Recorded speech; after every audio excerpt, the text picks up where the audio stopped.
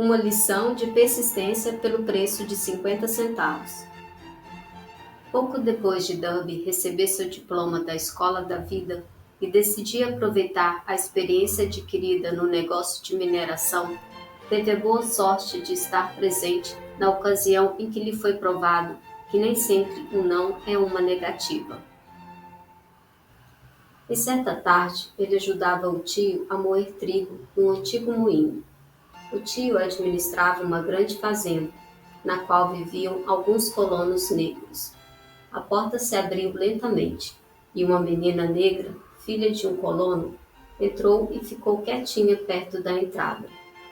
O tio levantou o olhar, viu a criança e resmungou rudemente. "O que você quer?" Com ar humilde, a criança respondeu. "Minha mãe mandou pedir 50 centavos." "Não vou mandar dinheiro nenhum," ele respondeu. "E agora volte para casa." "Sim, senhor," disse a menina, mas não se moveu. O tio de Darby retomou o trabalho. Ele estava tão concentrado que não notou que a criança continuava ali. Pouco depois, percebendo a garota de pé no mesmo lugar, gritou. "Não lhe disse que fosse para casa? Vá agora se não quiser levar uma chicotada." "Sim, senhor," a garotinha disse mais uma vez, mas não se mexeu nem um centímetro. O homem jogou no chão o saco de grãos que ia colocar no depósito alimentador do moinho. Pegou uma vara e foi em direção à criança, com uma expressão nada amigável na cara. Darby prendeu a respiração. Tinha certeza de que estava prestes a testemunhar um assassinato. Conhecia o temperamento feroz do tio e sabia que naquela parte do país crianças negras não deviam desafiar pessoas brancas. Quando o homem chegou perto da menina, ela rapidamente deu um passo à frente, olhou nos olhos dele e gritou a plenos pulmões, com sua vozinha aguda. "Minha mãe precisa de 50 centavos." O tio de Darby parou, olhou fixamente para a criança e então, devagar, largou a vara no chão, enfiou a mão no bolso, tirou uma moeda de 50 centavos e deu a ela. A menina pegou o dinheiro e lentamente recuou em direção à porta, sem tirar os olhos do homem que acabara de vencer. Depois que ela se foi, ele se sentou sobre um caixote e ficou olhando pela janela, absorto por mais de 10 minutos, tentando entender a derrota que sofrera. Darby também pensava sobre o acontecido. Era a primeira vez que via uma criança negra dominar deliberadamente uma pessoa branca e adulta. Como conseguira? O que havia ocorrido com seu tio para que perdesse a ferocidade, agindo com a doçura de um cordeirinho? Que estranho poder aquela criança tinha usado para comandar alguém maior que ela? Essas e outras perguntas semelhantes ocorreram-lhe de súbito. A resposta, porém, só veio anos mais tarde, quando me contou essa história. Estranhamente, essa experiência em comum me foi contada naquele moinho velho e empoeirado, no mesmo lugar onde o tio de Darby fora vencido. Estranhamente também, eu havia dedicado quase um quarto de século ao estudo daquele poder que permitiu a uma criança negra, frágil e sem instrução, impor-se a um homem inteligente. Ao fim do relato, Darby perguntou: "Qual é a sua conclusão? Que estranho poder essa criança usou para desarmar meu tio tão completamente?" A resposta cabal a essa pergunta está nos princípios descritos neste livro. Contém detalhes e instruções suficientes para capacitar qualquer um a compreender e aplicar a mesma força que a garotinha utilizou sem saber. Mantenha a mente alerta e compreenderá exatamente o estranho poder que veio em socorro daquela criança. No próximo capítulo, você vai ter uma breve visão de tal poder. Em algum ponto deste livro, uma ideia vai estimular a sua capacidade de percepção, colocando esse mesmo poder irresistível às suas ordens, para o seu benefício. A percepção deste poder talvez lhe chegue no primeiro capítulo, ou surja na sua mente em um dos outros. Pode vir em forma de uma simples ideia, ou pode vir em forma de um plano ou de um propósito. pode ainda remeter você a experiências passadas de fracasso ou derrota, trazendo alguma lição que lhe permita recuperar o que perdeu. Depois que descrevi para Dub o poder que a garotinha negra, sem saber, tinha usado, ele logo lembrou sua experiência de 30 anos como vendedor de seguros de vida e reconheceu francamente que seu sucesso neste campo era devido, em grande parte, à lição que havia aprendido com a criança, e continuou dizendo: toda vez que um cliente em potencial tentava me afastar, sem comprar, eu via aquela criança no velho moinho, firme, os grandes olhos brilhando desafiadoramente, e dizia para mim mesmo que tinha de fazer aquela venda. Minhas melhores vendas foram feitas depois de ouvir um não. Dub se lembrou também do erro cometido ao desistir a menos de 1 metro do ouro, mas disse: aquela experiência foi uma bênção disfarçada. Ensinou-me a manter a persistência. Por mais difícil que seja o caminho, uma lição que eu precisava aprender antes de obter sucesso no que quer que fosse. As histórias de Dub e de seu tio, a da mina de ouro e a da menina negra, serão lidas por centenas de vendedores de seguros de vida. Para eles, quero frisar que Dub deve àquelas duas experiências sua excelente marca de mais de US$ 1 milhão em seguros vendidos por ano. A vida é estranha e frequentemente imponderável. Tanto os sucessos como os fracassos têm suas raízes em experiências simples. As situações vividas por Dub foram bastante comuns. No entanto, continham a resposta para seu destino. Por isso foram tão importantes para ele, quanto a própria vida. Dub só aproveitou as duas experiências porque as analisou e tirou delas uma lição. E quanto ao indivíduo que não tem tempo nem inclinação para estudar o fracasso e buscar o conhecimento que pode levá-lo ao sucesso? Onde e como aprenderá a arte de converter a derrota em degraus para a oportunidade? Este livro foi escrito em resposta a essas perguntas e às suas ponderações sobre as singularidades da vida. Ele inclui a descrição de 13 princípios, mas lembre-se, as respostas que você procura podem ser encontradas na sua própria mente, por meio de uma ideia, de um plano ou de um propósito, que pode brotar a qualquer momento durante a leitura. Uma boa ideia é tudo de que se precisa para alcançar o sucesso. Os princípios descritos neste livro encerram o que há de melhor e mais prático no que diz respeito aos caminhos e meios para criar ideias úteis. Antes de prosseguir na abordagem da descrição destes princípios, acredito que você tenha direito a receber esta importante indicação. A riqueza, quando chega, vem tão rapidamente e com tal abundância que nos perguntamos onde se escondia durante os tempos difíceis. Essa é uma declaração espantosa, ainda mais se levarmos em consideração a crença popular de que a riqueza só vem para aqueles que trabalham arduamente e por muito tempo.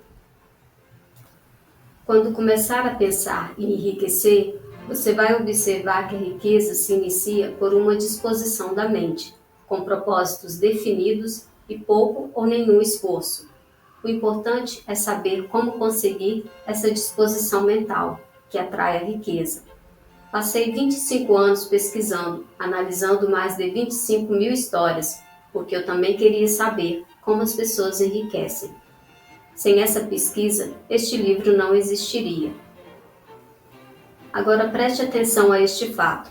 Nos Estados Unidos, a depressão econômica começou em 1929 e continuou, em um tempo recorde de destruição, até pouco depois de Roosevelt assumir a presidência. Então foi declinando até acabar. Da mesma forma que no teatro, o eletricista aumenta as luzes gradualmente, até que a escuridão se transforma em luz. O medo na cabeça das pessoas foi desaparecendo, até transformar-se em fé. Observe atentamente. Tão logo você domine os princípios dessa filosofia e comece a seguir as instruções para aplicá-los, a sua posição financeira vai melhorar e tudo que tocar se transformará em mais um recurso para o seu benefício. Impossível? De jeito nenhum. Uma das principais fraquezas da humanidade é sua usual identificação com a palavra impossível. Conhecem-se todas as regras que não dão certo. Conhecem-se todas as coisas que não podem ser feitas. Este livro foi escrito para aqueles que querem conhecer as regras seguidas pelas pessoas bem-sucedidas e para aqueles que estão dispostos a apostar tudo nelas. Há muitos anos comprei um ótimo dicionário. A primeira coisa que fiz foi procurar nele a palavra impossível, para cuidadosamente recortá-la e jogá-la fora. Não é má ideia você fazer o mesmo. O sucesso chega para aqueles que se permitem tornar-se conscientes do sucesso. O fracasso chega para aqueles que se permitem tornar-se conscientes do fracasso. O objetivo deste livro é ajudar aqueles que buscam aprender a arte de trocar em sua mente a consciência do fracasso pela consciência do sucesso. Outra fraqueza encontrada frequentemente nas pessoas é o hábito de medir tudo e todos pelas próprias opiniões e crenças. Talvez alguns, ao lerem essas palavras, ainda não acreditem que alguém possa pensar e enriquecer. Eles não conseguem pensar em termos de riqueza, porque seus hábitos mentais estão imersos em pobreza, carência, miséria, fracasso e derrota. Esses indivíduos desafortunados fazem-me lembrar um proeminente chinês que chegou aos Estados Unidos para ser educado nos padrões norte-americanos e começou a frequentar a Universidade de Chicago. Um dia o reitor Harper encontrou o jovem oriental no campus e, parando para conversar com ele por alguns minutos, perguntou-lhe o que mais o havia impressionado no povo norte-americano. O formato dos olhos. Vocês têm os olhos estranhamente inclinados. O que dizemos nós, ocidentais, a respeito dos chineses? Nós nos recusamos a crer no que não entendemos. Tolamente acreditamos que as nossas limitações são a exata medida das limitações. Naturalmente, diremos que os olhos do outro estão fora da linha de inclinação, se não forem iguais aos nossos. Milhões de pessoas apreciam as realizações de Henry Ford e o invejam por sua grande fortuna, ou sua sorte, ou seu gênio, ou seja lá a que atribuam sua riqueza. Talvez uma entre 100.000 pessoas saiba o segredo de seu sucesso, porém os que o sabem são muito discretos, ou preferem não comentar, em razão da sua simplicidade. Um exemplo explica perfeitamente o segredo. Há muitos anos, quando Ford decidiu produzir o hoje famoso motor V8, escolheu construir uma máquina com um modelo inteiro de 8 cilindros num só bloco e instruiu seus engenheiros a elaborarem o design do projeto. O modelo foi desenhado, mas todos os engenheiros, sem exceção, consideravam simplesmente impossível rodar um motor monobloco de 8 cilindros movido a gasolina. Ford insistiu. Dei um jeito. Mas é impossível, responderam os engenheiros. Pois insistam e continuem a trabalhar até conseguir. Levem o tempo que for preciso, ordenou Ford. Os engenheiros não tiveram outro jeito a não ser atender às ordens do chefe, já que pretendiam permanecer na equipe de Ford.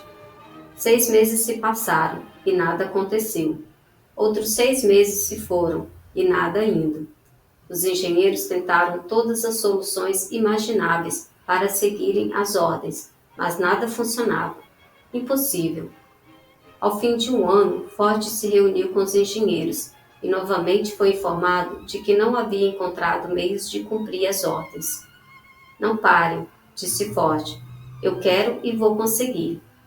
Eles fizeram o que o chefe mandou e, de repente, como num passe de mágica, o segredo foi descoberto.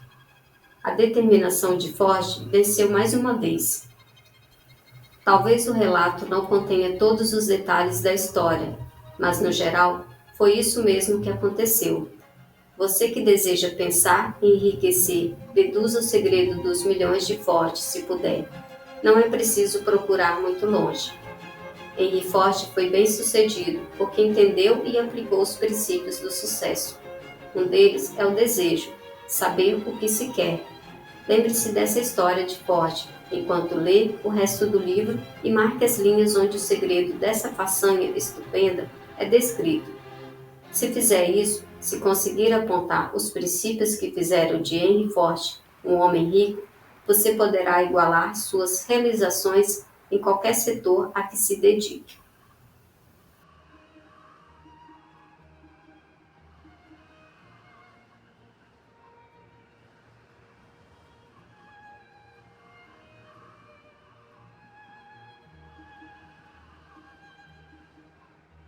Olá, ouvinte! Nesse tópico, mencionamos mais uma experiência que o sobrinho Derby obteve com seu tio. Vemos que Derby ficou muito impressionado com a persistência da menina negra e sua vitória sobre um homem branco e carrancudo, descrevendo assim o seu tio. Na explicação passada, mencionei o fato do tio de Derby possuir características de pessoas que desistem de seus objetivos na primeira barreira que encontra pela frente. Isso se deve ao fato de não saber transpor as barreiras que sempre surgem em seu caminho. E como diz a palavra de Deus, diga-me com quem andas, que direi quem tu és. O tio de Derby, por não colecionar amigos bem-sucedidos, não soube como transpor suas batalhas para que pudesse tornar-se um homem bem financeiramente. Não sei se vocês perceberam, mas o sobrinho Derby quase que segue o mesmo destino que o seu tio. Mesmo nessas condições, despertou uma força dentro de si que o fez agir de forma totalmente diferente. Essa força todos nós temos, e é a chave que abre uma das portas mais importantes de nossas vidas. Essa porta é o sucesso. Só pessoas inconformadas atingem sucesso duradouro, porque sem esse sentimento, qualquer outra forma de sucesso vem com o sobrenome de passageiro. A chave que o sobrinho Derby passou a fazer uso se chama inconformidade. Sim, a inconformidade é uma chave que, usada para abrir a porta correta, pode nos revelar coisas grandiosas que de outra forma, por muitos, pode ser impossível de alcançar qualquer forma de êxito. Quando uma pessoa se encontra inconformada, ela tende a tomar decisões trazendo mais responsabilidades para si. E pessoas que tomam decisões tendem a ser mais assertivas e não são fáceis de serem manipuladas. Não devemos terceirizar nossas responsabilidades, muito menos sobre as quais que têm o poder de transformar o nosso futuro para melhor. Derby se endividou confiando na maturidade do seu tio. Essa frustração ativou a inconformidade dentro de si, que o levou a observar o que pessoas bem-sucedidas fazem para ter resultados. E tendo naquele momento Derby uma convivência de longo prazo com seu tio, que colecionava insucesso, com certeza o seu inconsciente tentou sabotá-lo, afirmando que algumas pessoas dão sorte e que ganhar dinheiro é uma sabedoria que a natureza entregou para algumas pessoas privilegiadas. Pois mesmo o dono do ferro velho, sendo um comprador de sucatas, estava claro que ele possuía consciência mais elevada e por isso tinha mais sucesso financeiro que o seu tio. Imagina a frustração que os dois sentiam ao se lembrar da mina e as perguntas constantes que passou a surgir em suas mentes, como por que não cavamos mais um pouco? Por que não começamos outros buracos? Por que não procuramos um geólogo? Pois sabiam que por mais que uma mina seja abundante, um dia o seu ouro acaba. Entre os propósitos de Derby havia o desejo de empreender e ser bem-sucedido. Ao se ver em um moinho de grãos, racionalmente não enxergava a possibilidade de colocar em prática sua ambição e amenizar sua dor. Mas ao presenciar o comportamento da menina negra, seu inconsciente descobriu como deveria proceder dali para frente, ou seja, pagar o preço que a vida cobrar.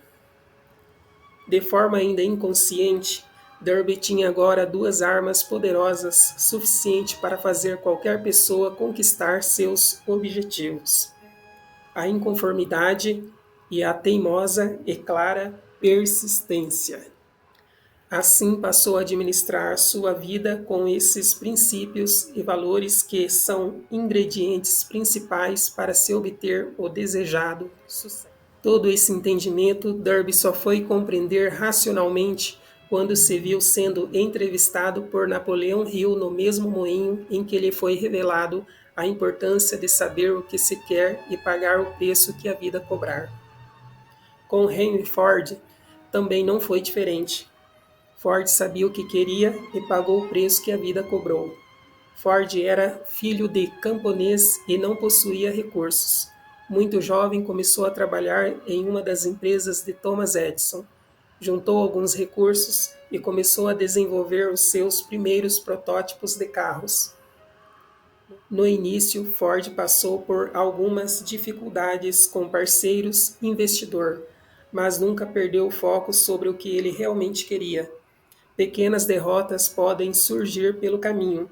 Acredito que elas aparecem apenas para ajustar o nosso foco com a realidade existente.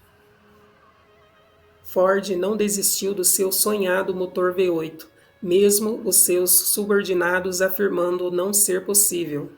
Pessoas que vivem em uma dimensão abaixo que empreendedor, mesmo formadas em boas faculdades, acreditam apenas no óbvio. Mas pessoas empreendedoras acreditam que tudo é possível, desde que utilize as condições e aplicações corretas. Por entender isso, Ford investe pesadamente até conseguir descobrir quais são as condições e quais são as exigências para que seus objetivos saiam do papel e se materializem. Notem que apenas quem permanece na luta serão lembrados, resistindo e não se preocupando com opiniões alheias, caso ela venha de baixo, ou seja, de pessoas que nunca fez acontecer. Saiba que se a sua ideia for realmente promissora, existe bilhões disponíveis prontos para serem alocados em uma boa ideia. Assim foi com Andrew Carnegie, com Thomas Edison, com Henry Ford e tantos outros sonhadores que eram inconformados e procuraram fazer algo de forma persistente até que seus projetos e condições financeiras decolassem. Vamos ficando por aqui, um abraço e até o próximo vídeo.